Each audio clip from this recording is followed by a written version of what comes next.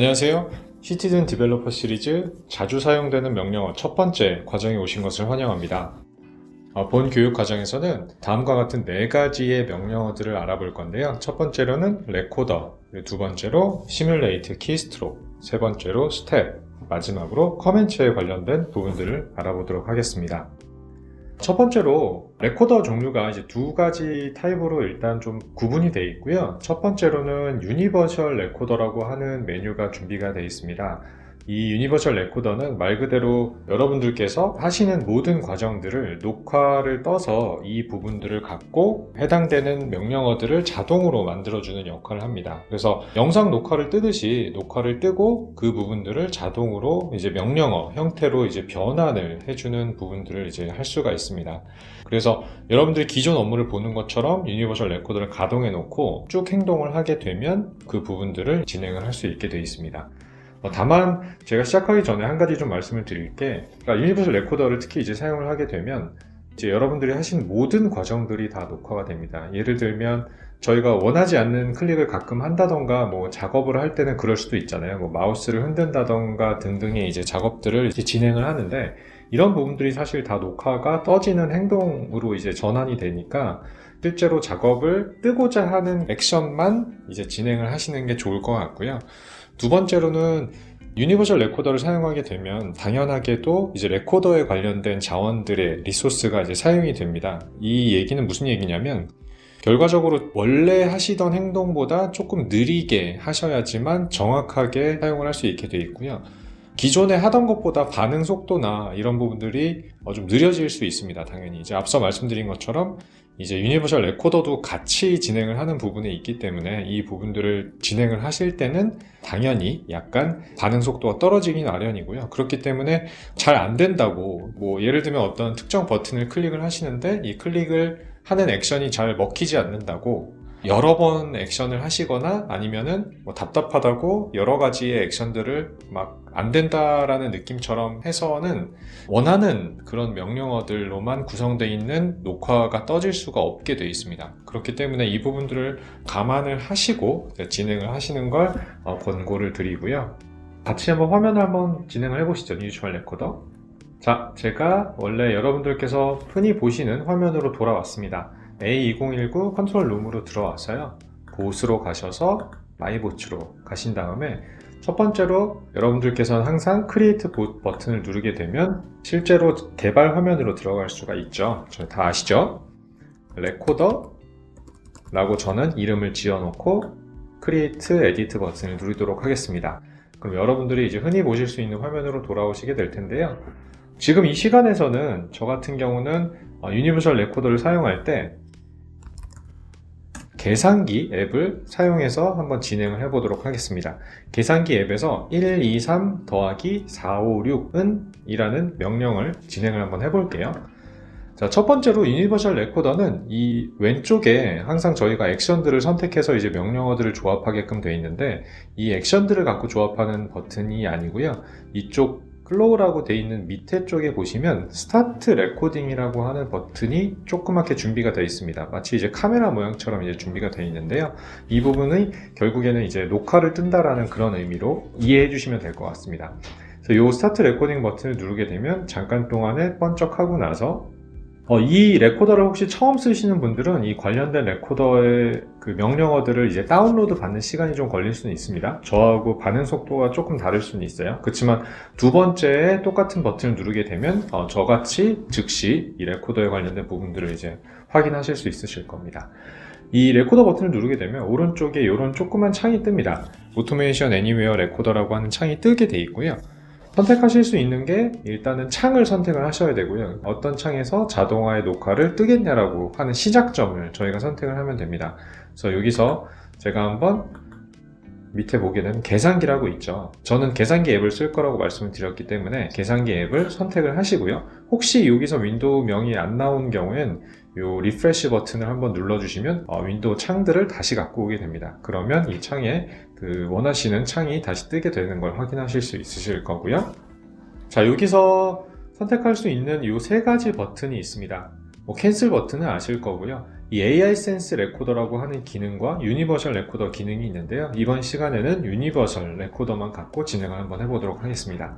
자, 유니버셜 레코더 버튼을 클릭을 하게 되시면 다시 한번 이 오른쪽에 조그맣게 레디 상태라고 되어 있는 부분들을 보실 수 있고요. 피니시나 퍼스 버튼이 있고 최소화 버튼이나 X 버튼이 준비가 되어 있습니다.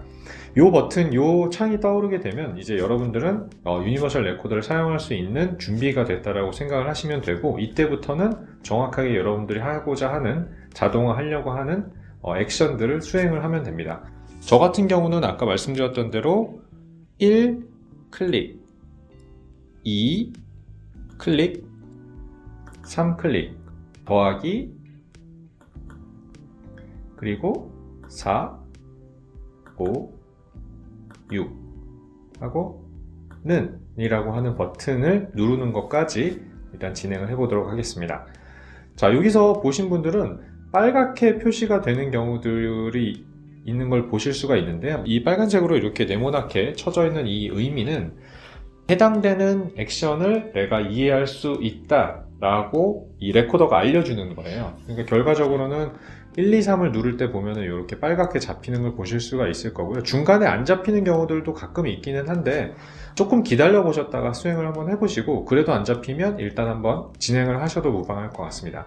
저 같은 경우는 아까 초반에 좀 잡히다가 뒤에 안 잡히는 걸 보실 수가 있었는데요. 그래도 아마도 이 정상적으로 녹화가 떠진 거를 아마 확인할 수 있을 걸로 저는 보고 있습니다. 자, 저희가 일단 원하는 행동을 다 했으면 여기에 피니시 버튼을 누르게 되면 이런 식으로 저희가 했던 액션들을 전부 다 이런 식으로 녹화가 다 떠져 있습니다. 레코더 기능은 보시는 것처럼 굉장히 좋은 기능들을 많이 제공을 합니다. 그래서 실제로 이런 명령어들을 하나하나 이해하지 못하더라도 저희가 원하는 액션들을 이렇게 녹화를 떠서 자동화를 할 수 있게끔 제공을 하고 있고요. 굉장히 큰 장점이죠.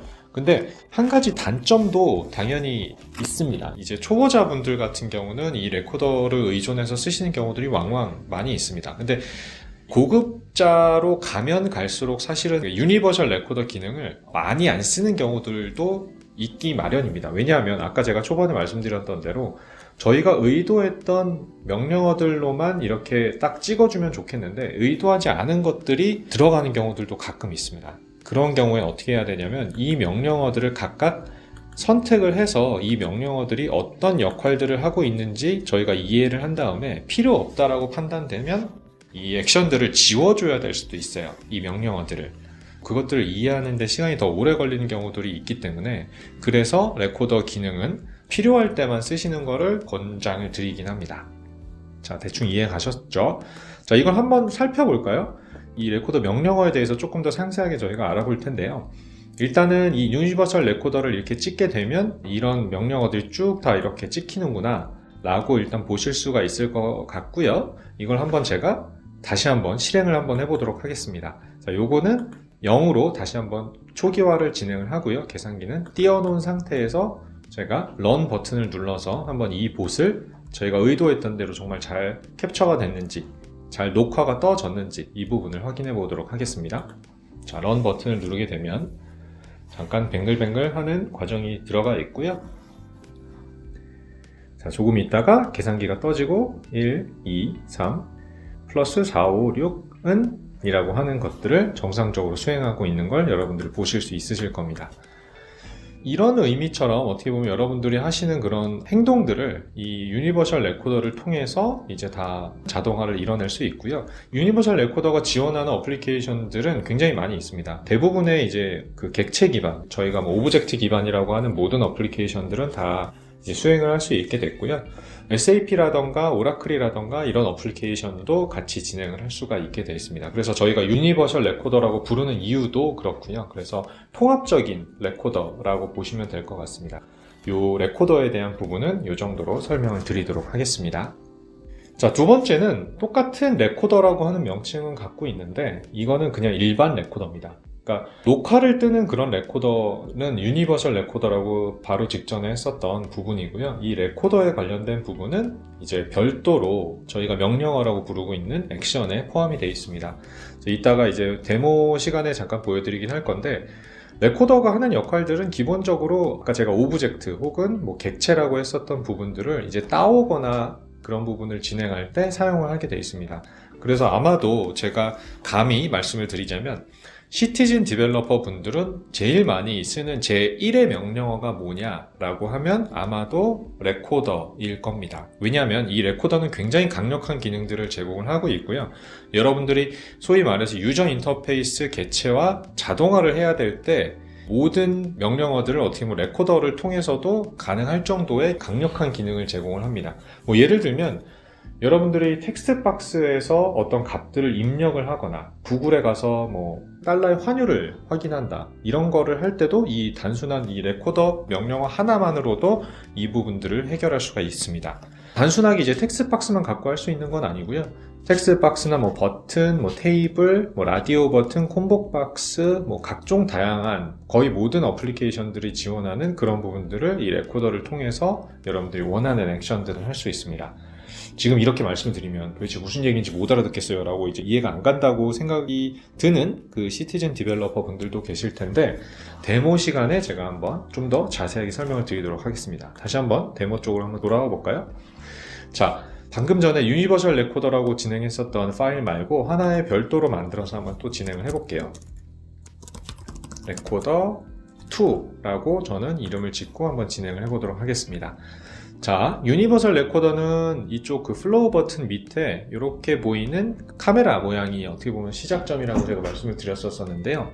일반적인 레코더는 이 밑에 액션에 보면 레코더가 또 별도로 있습니다. 같은 기능을 이용하는데 다만 이쪽 메뉴에서 저희가 원하는 대로 쓸 수 있다는 차이가 좀 있고요. 자, 레코더가 여기 있죠. 레코더 그 패밀리 안에는 캡처라고 하는 단 하나의 액션이죠. 액션만 준비가 되어 있습니다. 자, 저희가 이렇게 끌어서 갖고 와 볼게요. 레코더 패밀리 안에 캡처라고 하는 액션은 여기 영어로 설명이 되어 있는 것처럼 이 오브젝트, 객체들을 뭐 클릭을 하거나 이랬을 때 쓸 수 있는 명령어입니다. 그러니까 거의 클릭뿐만 아니라 아까 제가 말씀드렸던 대로 어떤 뭐 텍스트 입력을 하거나 텍스트를 가져오거나 뭐 이런 부분들도 다 사용을 할 수 있게 되어 있습니다. 그래서 뭐 객체라고 하는 부분들이 혹시나 헷갈려 하시는 분들을 위해서 다시 한번 설명을 드리자면 이 객체는 뭐 예를 들면 저희가 인터넷 익스플로러 한번 띄워볼게요. 인터넷 익스플로러에서 첫 번째로 구글이라고 하는 걸 보시게 되면 이런 버튼들 있죠. 뭐 검색이라든가 뭐 이런 텍스트 박스라든가 이런 것들을 전부 다 객체라고 합니다. 저희는. 그러니까 거의 여러분들이 쓰시는 모든 것들은 다 객체 기반으로 돼 있을 겁니다. 그래서 이러한 객체들을 갖고 핸들링을 할 때 객체들을 뭐 입력을 예를 들면 제가 뭐 1, 2, 3이라고 치거나 뭐 이랬을 때 이런 부분들을 입력하거나 아니면은 뭐 USD라고 쳤을 때 제가 나올 수 있는 이런 값들을 갖고 올 때도 모두 다 객체 기반으로 갖고 오게 됩니다.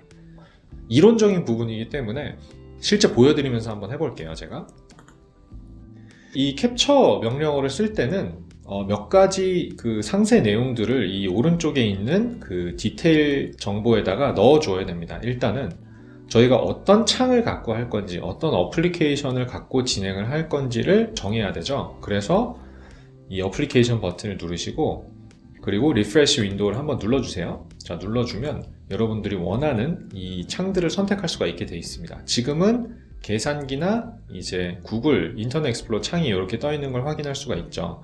저희가 이 창을 갖고 한번 진행을 한번 해볼게요. 제가 다시 한번 강조를 드리지만 모든 자동화는 시작점이 어떤 창을 갖고 시작할 건지를 정하는 게 가장 우선순위입니다. 그래서 거의 대부분의 명령어들이 어떤 창을 갖고 시작할 거니? 라고 묻는 이런 옵션들이 거의 모두 다 갖고 있어요. 없는 명령어들도 물론 있지만 꽤 대부분의 명령어들이 이런 어떤 창을 갖고 작업을 할 겁니까? 라고 물어보는 경우들이 많이 있습니다. 그래서 이 창을 먼저 선택을 해 주셔야 되고요. 그 다음에 이 윈도우 타이틀이 이게 맞는지 한번 확인해 주시고 그 다음에 어플리케이션 패스나 이런 것들은 전부 다 자기가 자동으로 갖고 오게 됩니다. 그래서 한번 맞는지 정도만 확인을 해 주시고 모르시면 그냥 넘어가도 상관은 없습니다. 자, 그리고 한 가지 좀 팁을 드리자면 이 윈도우 타이틀이라고 하는 부분을 보시게 되면 USD 빼기 구글 검색 빼기 인터넷 익스플로러라고 되어 있는 걸 보실 수가 있을 거예요. 이게 창 이름이 계속 변경이 될 건데 저희가 이 창을 그때마다 그럼 선택을 계속 해줘야 하나요? 라고 혹시 질문이 나올 것 같아서 첨언을 좀 드리면, 여러분들이 하시는 이 창들 이름이 변경이 될 수 있기 때문에 저희도 잘 알고 있습니다. 그래서 여기 보시면 이 별표를 써서 와일드카드로 쓰는 것도 가능합니다. 예를 들면 USD라고 하는 거는 검색어를 뭘 넣느냐에 따라서 달라지는 그 창명이잖아요. 그래서 이거를 별이라고 제가 지정을 해놓고 진행해도 무방합니다. 그래서 이런 식으로 유동적으로 변하는 윈도우 타이틀을 대응을 할 수가 있게 되어 있고요. 그 다음에 게 캡처 오브젝트입니다. 이 오브젝트를 캡처한다로 한번 누르면 어떻게 되나 한번 같이 한번 보시죠. 자, 캡처 오브젝트를 한번 눌러볼게요. 자, 누르면 원래 저희가 선택했던 그 창으로 돌아가게끔 되어 있고요. 이 창에서 이렇게 왔다 갔다 하시다 보면 빨간색으로 박스가 쳐지는 걸 볼 수가 있습니다. 그쵸? 이러한 것들이 뭐냐면 액션을 하려고 하는 그 박스들을 저희가 선택하면 되는 거예요.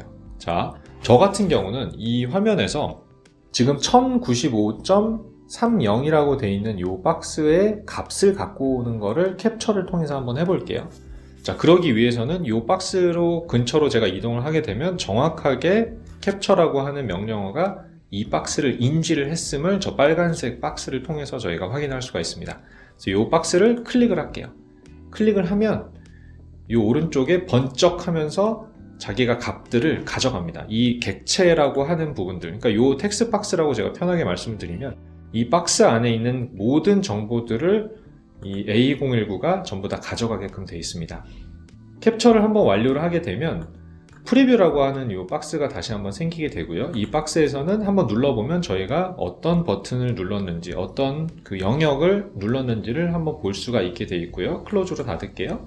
그리고 밑에 보면 각종 다양한 제가 알 수 없는 언어들로 이렇게 쭉 나옵니다. 쭉 나오고요. 얘네들은 일단 뒤에 한번 설명을 드릴게요. 그리고 나서 이 액션이 있어요. 이 액션이 굉장히 중요한데, 이 액션은 여러분들께서 그 영역을 통해서 제가 네모 박스를 하나 선택을 했잖아요. 저희가 이 네모 박스를 선택한 걸로 도대체 뭘 할 거니? 라고 물어보는 겁니다. 드롭다운 메뉴니까 한번 제가 눌러서 내려볼게요. 여기에 보면 뭐 클릭도 있고, 레프트 클릭도 있고, 라이트 클릭도 있고, 더블 클릭도 있고, 뭐 get 프로퍼티라고 하는 것도 있고, append 텍스트, 뭐 set 텍스트, 뭐 이런 애들이 있습니다. 자, 이 애들의 각각의 행동에 대해서 제가 자세히 좀 설명을 드리자면, 일단 set 텍스트부터 한번 제가 설명을 드릴게요. set 텍스트는 뭐냐면 말 그대로 텍스트 입력을 하는 걸 set 텍스트라고 합니다. 이거는 얘가 여기 보시게 되면 네모 박스잖아요. 네모 박스. 네모 박스이기 때문에 내가 입력을 할 수도 있구나 라고 얘가 인지를 했기 때문에 set 텍스트라는 게 나오는 거고요. 자, 이해 가셨나요? 그러니까 텍스트 입력을 할 수 있으니까 set 텍스트라고 하는 액션이 옵션으로 나온 겁니다. 그럼 반대급부로 다시 좀 돌아서 설명을 드리자면 set 텍스트를 하지 못하는 애를 갖고 선택을 제가 했으면 이 set 텍스트라고 하는 애는 나오지가 않습니다. 그러니까 결과적으로 뭐냐면 이 액션들은 제가 선택을 뭘 했느냐에 따라서 각각의 메뉴들이 다 달라져요. 예를 들면 제가 테이블을 만약에 갖고 오잖아요. 그럼 테이블 관련된 명령어들이 또 나옵니다. 그래서 그 사용자가 어떤 거를 선택을 했느냐에 따라서 굉장히 다양한 액션들이 여기에 자동적으로 자기가 할 수 있는 일들을 나오게끔 되어 있고요. 한 번씩 클릭을 해보시면 대부분은 사용자분들이 그렇게 어렵지 않게 이 액션은 뭐겠구나 라고 하는 부분들을 대부분 알 수 있습니다. 근데 제가 보편적으로 쓰는 부분들만 일단 커버를 하고 넘어가도록 할게요. 자, set 텍스트는 일단 그런 거고요. append 텍스트는 말 그대로 set 텍스트하고는 다르게 이것도 텍스트 입력은 텍스트 입력인데 append를 하는 겁니다. 한국말로 얘기하면 텍스트를 갈아 끼는 게 아니라 거기에 이어서 쭉 쓰는 거죠. 예를 들면 제가 여기 195.30이라고 하는 숫자가 있었잖아요. 이 부분에 대고 제가 set 텍스트를 50이라고 했다. 그러면 원래 있던 값은 다 날아가고 50이 딱 박힙니다. 근데 append 텍스트하고 50이라고 쓰게 되면 1095.3050 이렇게 추가적으로 쓰인다는 거죠. 원래 있던 값은 그대로 남아있고 그 뒤에 붙게 되어 있는 게 append 텍스트입니다. 자, 클릭은 당연히 클릭이고요. 레프트 클릭은 레프트 클릭입니다. 근데 생각을 해보면 클릭이나 레프트 클릭이나 똑같은 거 아닌가요? 라고 보실 수 있지만 A019에서는 조금 다릅니다. 하는 행동은 똑같은데 이 클릭은 백그라운드로 클릭을 하게끔 되어 있고요. 레프트 클릭은 물리적으로 클릭을 하게 됩니다. 자, 이렇게 얘기하면 알아들으시는 분들이 많지 않을 걸로 저도 알고 있습니다. 저도 처음에 그랬으니까요.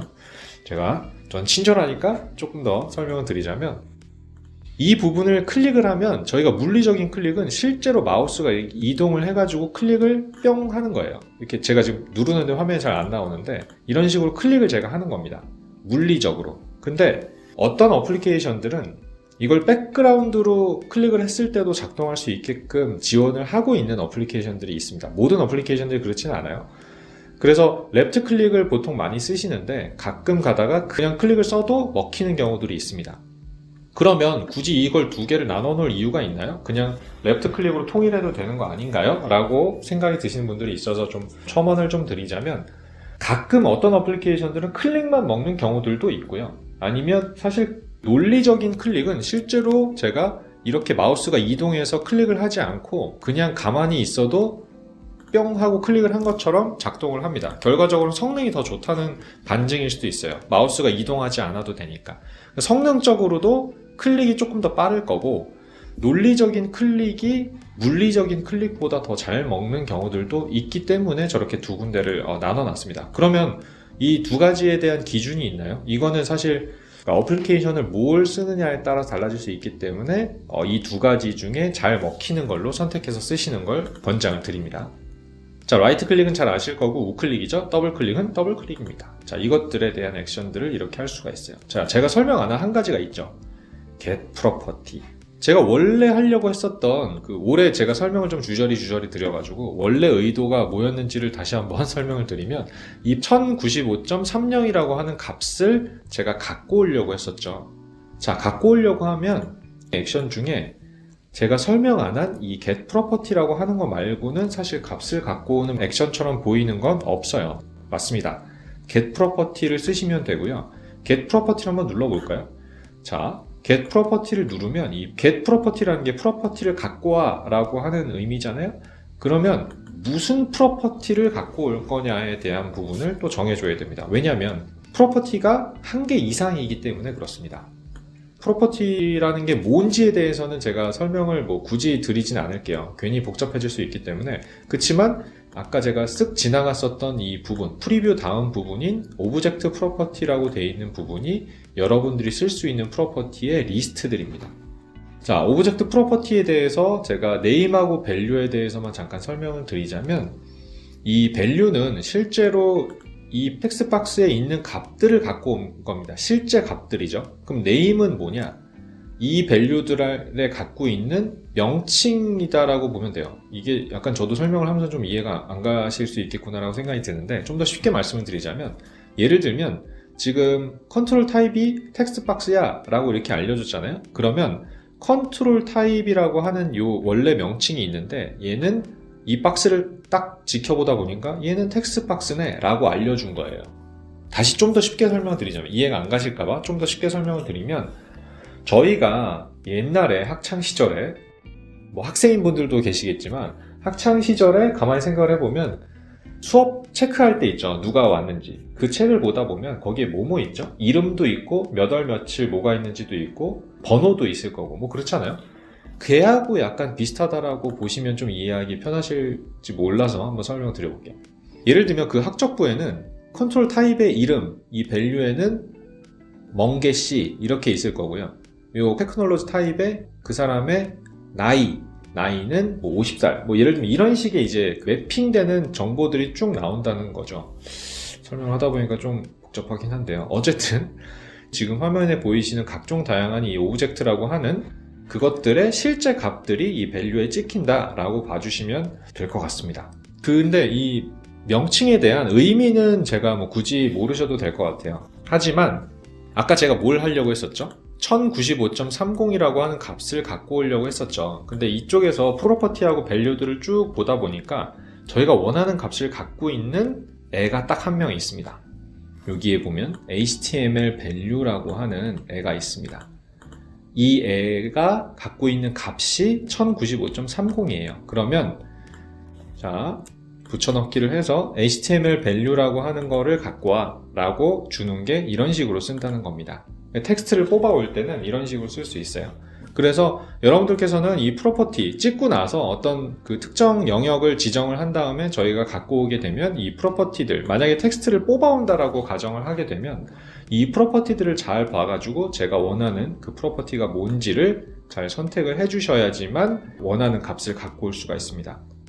자, 여기서 한 가지 중요한 게 있어요. 또 값을 갖고 왔으면 제가 예전에 그 변수를 설명을 드릴 때 혹시 변수 과정을 안 보신 분들은 꼭 변수 과정을 먼저 보고 오시기를 권고드리고요. 변수 과정을 보신 분들은 제가 하는 말이 이제 이해가 되실 거예요. 제가 봉다리 혹은 변수라고 설명을 드렸던 variable, 그러니까 한국말로 변수죠. 이 변수를 이럴 때 쓰게 됩니다. 그러니까 값을 갖고 온다는 게 값을 갖고 와서 어딘가에 집어넣어야 돼요. 무조건. A2019뿐만 아니라 모든 개발은 다 이런 식의 컨셉트를 갖고 있어요. 값을 뭔가 갖고 왔으면 어딘가에 넣어야 됩니다. 무조건.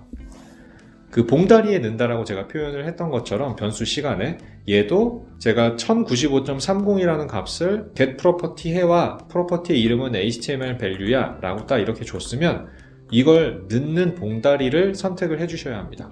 그게 바로 제일 밑에 있는 이 명령어예요. assign to output to variable. 자, 이거를 variable에 넣어야 돼요. 그러면 제가 variable 하나 만들어 보도록 하겠습니다. 아무거나 임의로 USD라고 한번 제가 적어서 create를 할게요. 자, 이번에는 얘가 스트링 타입을 갖고 있는 봉다리로 만들어졌습니다. 자, 이것도 이해가 안 가시면 여전히 변수 클래스를 다시 한번 듣고 오셔야 돼요. 자, USD라고 하는 봉다리에다 이렇게 집어넣고 나면 여러분들이 원하는 행동들을 할 수가 있습니다. 그리고 나서 이 왼쪽에 있는 아무 쪽이나 클릭을 하시면 이 액션에 넣었던 그런 것들이 다 저장이 됩니다. 자, 이렇게 되는 게 캡처의 한 가지 방법 중에 하나입니다. 자, 이것도 할 수 있고요. 또는 제가 값을 가지고 오는 걸 한번 보여드렸는데 값을 입력을 하는 것도 한번 해볼 수 있어요. 아까 set text가 할 수 있었죠. 자, 이거를 제가 다시 한번 어플리케이션에 가서 한번 선택을 했었기 때문에 previously selected라고 되어 있는 걸 그대로 쓸게요. 제가 이걸 갖고 할게요. 자, 캡처를 한번 해보도록 하겠습니다. 자, 여기다가 이 텍스트 박스 검색 쪽에 있는 거에다가 제가 set text로 한번 바꿔볼게요. set text 할 때는 프로퍼티를 별로 안 봐도 되겠죠. 자, 여기서 set text를 하고 그러면 set text에다 뭘 할 건지를 정하게끔 되어 있잖아요. 저는 어떻게 뭘 해볼까요? JPY로 해볼까요? 자, JPY로 해보고 나머지는 별로 중요하지 않기 때문에 그대로 둘게요. 자, 이렇게 되면 set text가 끝나는 거죠. 결국엔 1095.30을 갖고 오고 여기에 JPY를 쓸 거예요. set text로. 자, 또는 한번 저희가 어떤 걸 볼 수 있을까요? 여기 있는 게 테이블처럼 보여서 제가 한번 얘를 선택을 했을 때 어떤 액션들이 나오는지를 한번 저희가 같이 한번 살펴볼게요. 자, 캡처를 다시 한번 쓰고요. 어플리케이션을 선택을 한 다음에 이번에는 창 이름이 바뀌었죠. 저희가 계속 강조드리지만 창 이름을 잘 확인을 하셔야 돼요. USD KRW $, 어쩌고로 돼 있죠. 얘죠, 얘. 그러니까 이걸 선택하시면 안 된다는 거죠. 자, 이걸 선택을 하고 나머지는 다 자동으로 채워지니까 가만히 두고 캡처로 자, 얘를 한번 선택을 해보겠습니다. 자, 얘가 어떻게 변하는지 한번 보고 싶어서 제가 이걸 선택을 했어요. 조금 그 박스가 채워지는데 조금 오래 걸릴 수가 있어서 왜냐면 값들을 갖고 오려고 하기 때문에 얘가 잘 보셔야 합니다. 조금 시간이 걸릴 수는 있어요. 경우에 따라서. 네, 갖고 왔네요. 자, 얘를 클릭을 해보도록 하겠습니다. 클릭을 하고 조금 기다리면 아까도 보시는 것처럼 이 특정 영역들은 그 정보들을 갖고 오는데 꽤나 오랜 시간이 걸릴 수도 있어요. 조금 기다려주시면 이렇게 갖고 옵니다. 여기 보시면 컨트롤 타입이 테이블이라고 이렇게 바뀌게 되어 있죠. 자, 밑에서 그럼 액션만 제가 한번 살펴볼게요. 아까하고 다르죠. 아까하고 클릭이나 레프트 클릭이나 이런 애들은 기본으로 항상 딸려오는 애지만 위에 보면은 get 테이블이라든지 get total row라든지 get total column이라든지 이런 식으로 어떻게 보면 테이블에 특성화된 명령어들이 쭉 다 나옵니다. 그래서 여러분들이 빨간 박스를 뭘 선택했느냐에 따라서 굉장히 다양한 액션들이 이쪽에 나오게끔 되어 있고요. 거기에 맞춰서.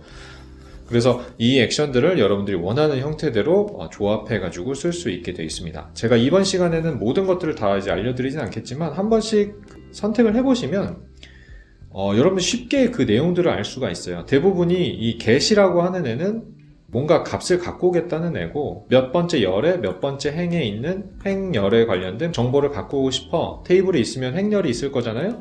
그 부분들을 이런 식으로 정하고 나서 역시 변수, 봉다리에다가 집어넣을 수 있게 되어 있습니다. 이런 부분들을 클릭을 하거나 아니면은 값을 갖고 오거나 값을 넣거나 이런 부분들을 전부 다 하나의 단일 명령어죠. 캡처라고 하는 명령어를 통해서 여러분들이 다 수행할 수 있게 되어 있습니다. 레코더 캡처. 되게 쉽죠. 자, 여러분들이 가장 많이 활용할 수 있는 명령어의 한 가지인 이 레코더를 지금까지 좀 살펴봤고요. 요거는 한번 빼고 제가 한번 여러분들한테 어떤 식으로 활용될 수 있는지 같이 한번 볼게요. 아까 1095.30이라는 값을 갖고 오고 그 다음에 얘가 JPY로 바뀌는지 같이 한번 확인해 보시죠. 시작하기 전에 제가 메시지 박스 하나만 집어넣고 시작을 하겠습니다. 자, 이 메시지 박스는 여기서 변수를 선택을 해서 제가 아까 하나 만든 게 USD라고 하는 그 봉다리를 이렇게 선택을 하면 이쪽에서 뭘 갖고 왔는지를 메시지 박스에서 확인할 수 있게 되어 있고요. 여기서 아까 1095.30을 담고 있는 그 타이틀이 HTML value라고 하는 부분이 있었고요. 그거를 여기에 있는 봉다리에다 집어넣고 집어넣는 걸로만은 사실 저희가 이 봉다리 내용을 확인할 수가 없기 때문에 봉다리 내용을 확인할 수 있는 대표적인 명령어인 메시지 박스를 하나 띄워서 여기 메시지에다 뭐를 입력할 거니? 라고 하는 창에다가 F2키나 아니면 이 변수를 입력할 수 있는 버튼을 눌러서 저는 USD라고 하는 봉다리를 아까 만들어서 집어넣었죠. 그래서 이 봉다리 안에 뭐가 있는지 메시지 박스를 통해 보고 싶을 때는 이런 식의 행동을 통해서 여러분들이 확인할 수 있습니다. 그리고 마지막으로 set text 할 때 USD 자리에다가 JPY를 집어넣을 거고요. 자, 여기까지 화면을 한번 같이 한번 보시죠.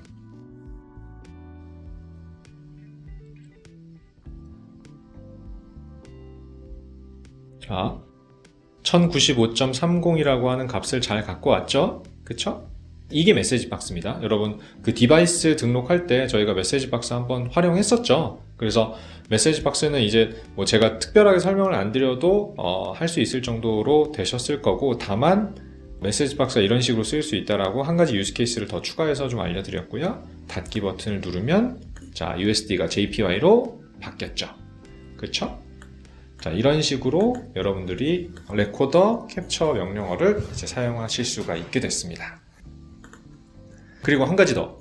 그 레코더에 보면 아까 제가 get property 할 때 보면 HTML value라고 하는 거를 썼잖아요. 근데 이 HTML value라고 하는 애는 이렇게 확장하면 다 추가로 다 보실 수 있어요. HTML value라고 하는 애는 대소문자를 가립니다. 그래서 반드시 대소문자를 정확하게 써주셔야 되고요. 혹시나 그게 걱정이 되시면 저 같은 경우는 그래서 요거를 드래그 한 다음에 카피해서 쓰고 있어요. 그게 제일 정확하거든요. 그래서 스페이스나 이런 것도 없이 잘 쓰셔야 되고 대소문자를 가린다는 점을 한 가지 좀 주의사항으로 좀 말씀드립니다. 자, 다음 명령어는 simulate keystroke이에요. simulate keystroke는 뭐냐? 키보드 입력을 하는 명령어입니다. 별다른 거 없어요. 그냥 말 그대로 여러분들이 어떤 키보드 입력을 하거나 예를 들면 복사 붙이기 할 때 저희가 컨트롤 C, 컨트롤 V도 하잖아요. 걔도 이 시뮬레이터 키스트로그 모든 걸 다 수행을 할 수 있게 되어 있습니다. 자, 그러면 데모로 한번 간단하게 보여드릴게요. 자, 다시 화면으로 돌아와서 자, keystroke라고 제가 파일명을 하나 만들고 여러분들하고 다시 한번 빈 도화지에서 한번 시작을 해볼게요. 자, 여기서 keystroke라고 한번 찾아서 한번 들어가 볼까요, 이번에? 자, simulate keystroke이라고 하는 패키지 안에 simulate keystroke이라고 하는 동일한 액션이 들어가 있죠. 자, 이 액션을 쭉 당겨오면 역시나 이전 명령어에서도 계속 강조드렸죠. 어떤 윈도우에서 이 키를 입력을 할 거야 라고 하는 부분. 당연하죠, 사실은. 저희가 실제로 할 때도 윈도우를 선택을 하고 하니까요. 자, 이번에 노트패드를 열고 한번 해볼까요? 자, 제목 없음 윈도우 메모장이라고 하는 거를 제가 이 위에다가 한번 쳐볼게요. 자, 어플리케이션 딱 치고 자, 리프레시 한번 한 다음에 제목 없음 윈도우 메모장을 선택을 하고요. 키스트록 명령어에다가 여러분들이 1, 2, 3이라고 치면 여기에 1, 2, 3이라고 하는 부분들이 이제 나오게 돼 있죠. 그쵸? 얘는 이제 할 수 있어요. 혹은 봉다리를 쓸 수도 있습니다. 아까 그 USD라고 하는 변수에다가 제가 집어넣었잖아요. 1090.35라고 하는 값을. 걔를 이 변수에다가 집어넣어서 제가 노트패드에다 적어 놓게 되면 안에 있는 값 1095.30 이라는 값을 타이핑하는 거하고 똑같은 역할을 할 수도 있습니다. 그래서 F2를 누르거나 이 버튼 여기 X라고 되어 있는 조그만 버튼을 누르면 이 밸류를 뭐를 집어넣을지를 여러분들께서 정하실 수도 있게 되어 있습니다. 물론 변수를 사전에 추가를 하셨어야겠죠. 그쵸? 혹은 그냥 칠 수도 있습니다. 이거는 그냥 항상 똑같은 값을 입력할 때는 똑같은 값을 입력할 수 있게끔 저희가 치면 되고요. 두 번째로는 저희가 크레덴셜이라고 하는 것도 선택할 수가 있어요. 얘는 뭐냐면 크레덴셜 볼트라고 하는 별도의 기능이 있거든요. 이거는 그냥 참고 삼아서만 아시고 있으세요.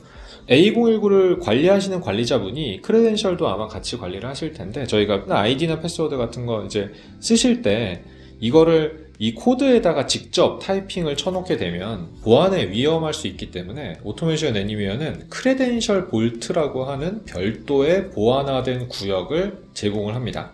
이 보안화된 구역에서 변수를 받아가지고 그거를 그때그때 사용할 수 있게 되는 거죠. 그러니까 여러분들이 개발하신 이 코드는 여러분들 혼자 쓸 수도 있지만 다른 팀원이나 다른 분들이 쓸 수도 있잖아요. 서로 공유를 받으면. 근데 거기에 내 아이디하고 내 패스워드가 적혀져 있으면 안 되기 때문에, 그래서 자기의 아이디에 따라서 권한을 책정을 받고 이 권한에 따라서 제가 쓸 수 있는 크레덴셜을 정할 수가 있게 되어 있습니다. 예를 들면 한번 보여만 드릴게요. 이거는 이 크레덴셜을 선택하게 되면 픽을 눌러서 여러분들이 크레덴셜 이 락커라고 하는 부분들을 이제 할당을 이미 받으신 상태이거나 요청을 하시면 받으실 수 있으실 거예요.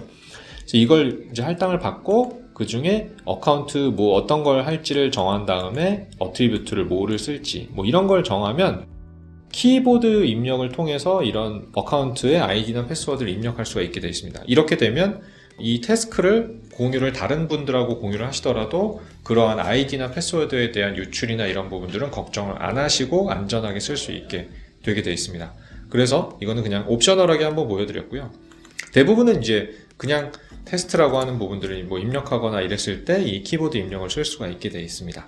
이 밑에 보면 delay between each keystroke in millisec라고 있어요. 이게 뭐냐면 여러분들이 키보드를 입력할 때 1, 2, 3 이렇게 입력할 때 1하고 제가 2를 입력하기 전에 걸렸던 시간, 그러니까 일종의 이제 딜레이죠.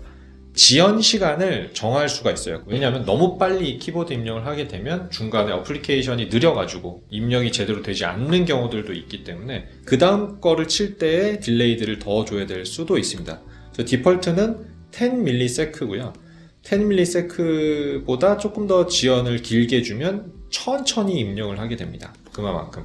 그러니까 그거는 여러분들이 쓸 그 어플리케이션 상태에 따라서 좀 조정을 해 가시면서 쓰시면 될 것 같습니다. 저는 기본으로 그냥 둘게요. 자, 1, 2, 3이라고 하고 제가 잘 작동이 되는지 한번 보겠습니다. 자, 좀 기다리면 입력을 제가 하겠죠? 자, 여기서 잘 작동이 안 됐는데 이번 시간을 통해서 저도 어떻게 보면은 이런 경우를 겪을 수 있고 여러분들도 흔히 겪을 수 있는 한 가지 케이스를 좀 같이 설명을 드릴게요. 자, 여기 보면은 어플리케이션이 실행 중이 아니기 때문에 수행을 하지 못했습니다 라고 나오고 있어요. 무슨 얘기죠? 자, 보면 창이 그만큼 민감하다는 걸 제가 보여드릴게요. 저희는 어플리케이션을 처음에 선택을 할 때 제목 없음 빼기 윈도우즈 메모장이라는 타이틀이었어요. 근데 지금 보면 별이 하나 더 붙었죠. 메모장은 뭔가 입력을 하기 전까지는 제목 없음으로 돼 있다가 새로운 걸 열었을 때 말씀드리는 거예요. 어떤 값이 입력이 되면 이 별이 추가로 앞에 들어가게 됩니다. 다시 한번 해볼까요? 저희가 노트패드라고 한번 열어볼게요. 지금은 별이 없죠. 근데 제가 1, 2, 3이라고 하는 순간 별이 생겨요. 웃기죠? 근데 이거를 이 친구 입장에서는 제가 처음에는 아무것도 입력을 안 한 상태에서 제목 없음이라고 하는 것들을 잡아놓고 1, 2, 3을 칠하라고 이제 명령을 주니까 자기 입장에서는 제목 없음 빼기 윈도우즈 메모장이라 하는 애를 찾지를 못하겠는 거예요. 윈도우 창 자체를. 그쵸. 그 정도로 민감합니다. 그래서 여러분들께서는 이거를 수정을 한번 해주셔야 될 것 같아요. 자, 이거를 어플리케이션을 다시 한번 뱅글 해가지고 이 제목 없음 별로 선택을 하셔도 되고요. 근데 이거를 해도 나중에 또 변경이 될 수 있으니까 저희 아예 그냥 윈도우즈 메모장을 한 개만 띄워놓고 사용을 한다라고 생각을 하고 별로 와일드카드로 모든 창에 대해서 대응할 수 있게끔 이렇게 변경을 해 놓겠습니다. 자, 그러면 저희가 윈도우즈 메모장이라고 하는 애로 1, 2, 3이라고 하는 애를 입력하게끔 할 수 있는 그런 시대가 되었죠. 뭐 제가 의도하진 않았지만 네, 하나의 팁을 좀 드린 것 같고요. 자, 다시 한번 수행을 해볼게요. 이거는 별이 있건 없건 잘 수행이 될 겁니다. 자, 런을 누르면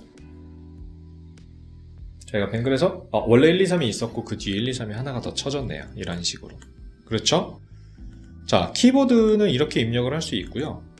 한 가지 제가 더 추가로 좀 첨언을 드리자면 그냥 일반적인 입력은 그냥 이렇게 치면 돼요. 근데 컨트롤 C, 컨트롤 V는 어떻게 해야 될까요? 라고 하는 부분들이 분명히 나올 겁니다. 그럴 때를 대비해서 제가 한 가지 더 그 가이드를 드리면 여기에 보면 키보드처럼 생긴 조그만 버튼이 있어요. 얘를 누르면 이런 애들이 나옵니다. 키보드 같은 형태가. 이 애들을 통해서 여러분들이 원하는 행동을 할 수가 있어요. 근데 제가 현장에서 한번 강의를 드리면 좀 좋겠는데 그게 안 되니까 어쨌든 이런 컨텐츠를 만든 거고, 키보드 입력을 할 때의 모습을 한번 생각을 해보실게요. 만약에 컨트롤 C를 한다 저희가. 그러면 여러분들이 어떻게 하죠? 컨트롤 누른 상태에서 C를 누르고 그 다음에 동시에 손을 띄잖아요. 그쵸?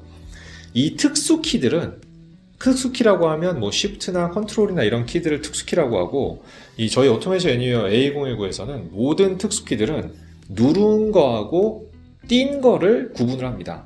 나머지 키들은 그냥 한번 누르고 마는 걸로 끝나요. 예를 들면 A, B, C 이런 키들은 그냥 A 누르고 B 누르고 C 누르고 끝나는 건데, 이 컨트롤은 좀 다르다는 거예요. 자, 한번 제가 화면으로 직접 보여드릴게요. 컨트롤 제가 누르게 되면 컨트롤 다운이라는 애와 컨트롤 업이라는 애가 동시에 이런 식으로 쳐집니다. 이 얘기가 뭐냐면 이 사이에 컨트롤 다운을 한 상태에서 C를 누르고 컨트롤 업을 하는 게 저희가 소위 얘기하는 컨트롤 C라는 걸 말씀드리기 위해서 제가 줄줄이 절절히 말씀을 드렸어요. 그러니까 컨트롤이나 이런 특수 키들은 다시 한번 설명을 드리지만 다운이라고 하는 애와 업이라고 하는 애로 구분이 되어 있고요. 이것들을 잘 선택을 해주셔야 돼요. 그리고 오른쪽 키나 이런 것들은 한 번만 되죠. 라이트 에로우라고 하는 키들이 이렇게 입력이 됩니다. 그쵸? 이걸 지울 수도 있고요. 이렇게. 그래서 이런 걸로 이 키보드를 꺼내셔가지고 원하는 행동들을 하면 됩니다. 자, 한번 테스트로 한번 해볼까요? 이 창을 해서 여기 있는 상태에서 컨트롤 A를 누르면 이렇게 전부 다 선택이 되는 거 다 알고 계시죠? 그 다음 컨트롤 C 눌렀어요. 제가 보이진 않지만 컨트롤 V 이렇게 하는 거를 한번 여러분들하고 같이 한번 해볼게요. 자, 여기서 테스트라고 한번 두고 진행을 해볼게요. 자, 이 상태에서 일단 컨트롤 A를 눌러야 되니까 저희가 컨트롤 다시 한번 누르겠습니다. 그러면 컨트롤 다운, 컨트롤 업 사이에 이런 식으로 표기가 되고요. 컨트롤 A 그러면 그 전부 활성화가 되겠죠. 그 다음 컨트롤 C, 그쵸? 그럼 복사가 됐을 거고요. 그 다음에 컨트롤 V 이렇게. 그러면 좀 잘 보이진 않지만 잘 됐죠? 그래서 컨트롤 A, 컨트롤 C, 컨트롤 V가 이렇게 됐습니다. 요거를 하고 나서 제가 한번 돌려볼게요. 정상적으로 잘 되는지 저희가 의도했던 대로. 자, 런을 돌리면 자, 컨트롤 A, 컨트롤 C, 컨트롤 V 한 거 순식간에 이 화면으로 바뀐 거 한번 보셨나요?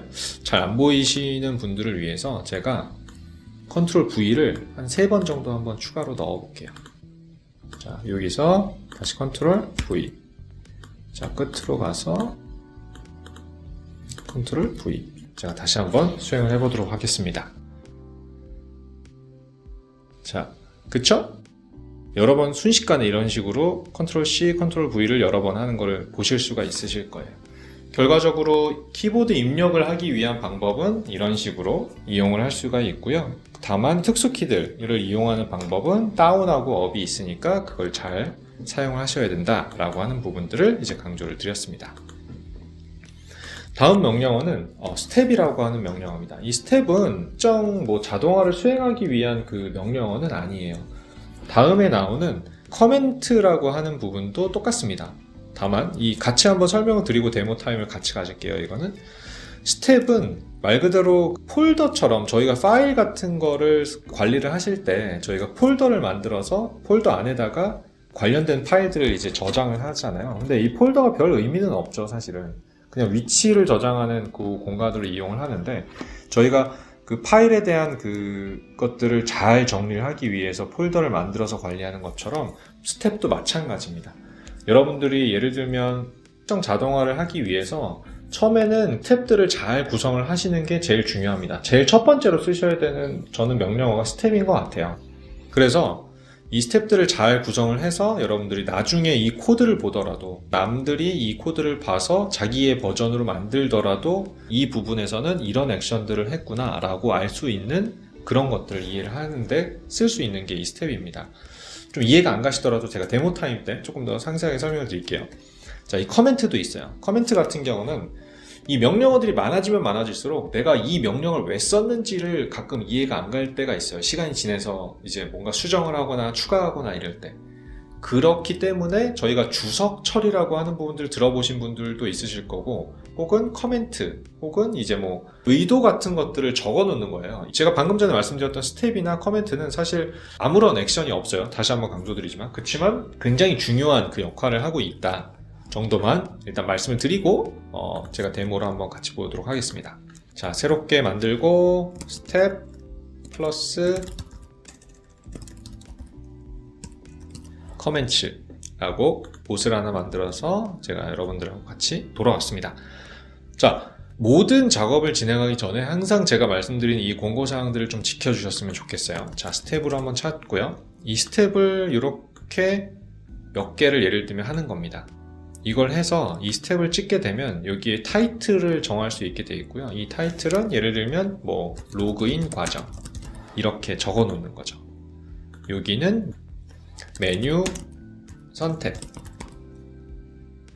뭐 이런 식으로, 이제 좀 이해가 가셨나요? 화면을 보고 나면 이런 식으로 이런 다양한 액션들을 쓰기 전에 여러분들이 어떤 과정을 할지를 이 스텝을 통해서 이런 식으로 먼저 큰 어떻게 보면 밑그림을 그리는 거죠. 이 밑그림으로 이런 식으로 그 스텝을 잡아 놓은 다음에 이 안에다가 이런 액션들을 집어넣으면서 하나하나를 꼼꼼히 따져가는 거죠. 이게 사실 뭐 별건 아니지만 생각보다 나중에는 큰 차이를 느끼게 합니다. 그래서 여러분들께서 이 스텝들을 굉장히 항상 필수적으로 쓰시기를 제가 권장을 드리고, 또 한 가지는 이 안에 스텝 안에 명령어들을 여러 개를 이런 식으로 쓸 수도 있잖아요. 이런 식으로 쭉 늘어나게 되면 이 백지 도화지가 너무 이제 복잡해지게 돼요. 그래서 로그인 과정은 완벽해, 끝났어 라고 하면 얘를 접을 수도 있습니다. 이런 식으로 여기 위에 이렇게 마우스를 이렇게 가져가면 여기에 보면은 삼각표 모양이 있어요. 얘를 이렇게 누르면 접혀집니다. 그러니까 이 도화지가 좀 더 깔끔해져서 여러분들이 하는 것들을 좀 더 용이하게 작업할 수 있는 작업 공간을 좀 제공하기 때문에 이런 부분들을 위해서도 스텝을 쓸 수도 있어요. 늘릴 수도 있고요. 그래서 여러분들이 이 스텝들을 잘 쓰셔야지만 좀 더 로지컬한 그런 개발자로서 다시 한번 태어날 수가 있기 때문에 이 부분들을 좀 강조를 드립니다. 그래서 이 스텝은 이런 식으로 쓸 수가 있게 되어 있고요. 커멘트도 사실 마찬가지예요. 사실 이 로그인 과정 안에서도 여러 개를 쓰다 보면 지금 내가 무슨 행동을 하고자 하는 건지 지금 개발 당시에는 잘 이해가 가겠지만 나중에는 이해가 안 갈 수도 있겠구나라고 하는 생각이 들 때도 있어요. 그럴 때는 이 커멘트를 이런 데다가 사이에 박아 놓는 거죠. 내가 왜 이 명령어를 뭐 이런 것들을 주저리 이제 써놓을 수도 있다는 거죠. 예를 들면. 그래서 이 스텝도 마찬가지고 이 커멘트도 마찬가지고 나중에 여러분들이 이 로봇을 유지보수하거나 조금 수정을 해야 될 때 로직들을 잘 파악할 수 있게끔 만들어주는 도구들이 스텝하고 커멘트고요. 이게 여러분들을 위해서, 그리고 혹시나 이 봇을 다른 분들이 사용을 하게 됐을 때도 이 스텝이나 커멘트는 굉장히 용이합니다. 이 부분들을 이런 식으로 쓸 수 있다. 다만 봇에 직접적인 관련은 없지만 나중에 유지보수하고 깔끔하게 보기 위한 용도로 쓸 수 있다 정도로 이해를 해주시면 될 것 같습니다. 자, 오랜 시간 동안 같이 저하고 진행을 했는데요. 이번 교육 과정에서는 레코더 그리고 뭐 유니버셜 레코더 포함해서요. 그리고 시뮬레이트, 키스트록, 스텝, 커맨치 이 네 가지 과정을 이제 공부를 해봤는데요. 레코더는 아까 말씀드렸던 대로 객체 혹은 오브젝트를 기반으로 자동화할 때 사용할 수가 있고요. 클릭이나 뭐 입력이나 추출이나 이런 부분들을 전문적으로 할 수 있습니다. 여러분들이 가장 많이 쓰실 명령어이기 때문에 많은 시간을 들여서 스터디를 한번 해보시는 게 굉장히 중요한 명령어입니다. 그래서 굉장히 중요한 명령어다라고 다시 한번 강조를 드리고요. 두 번째는 시뮬레이트 키스트록, 말 그대로 키보드 입력할 때 쓰는 명령어고, 특수 키들, 예를 들면 Alt나 컨트롤 키들 같은 경우는 업, 다운 계속 누르고 있을 때와 띄었을 때를 구분해서 써야 된다라고 강조를 드리고요. 다수의 명령어들을 묶어서 관리하고 싶을 때는 스텝이라고 하는 폴더처럼 생긴 박스를 이용하셔서 그 안에다가 명령어들을 입력해서 여러분들이 그 과정이, 그 스텝이 어떤 것들인지 설명할 수 있는 그런 구조를 갖고 있는 게 스텝이라고 하는 명령어. 그리고 주석이나 이런 것들을 달고 싶을 때는 커맨치 명령어들을 이용하면 될 것 같습니다. 네, 장시간 동안 수고 많으셨습니다.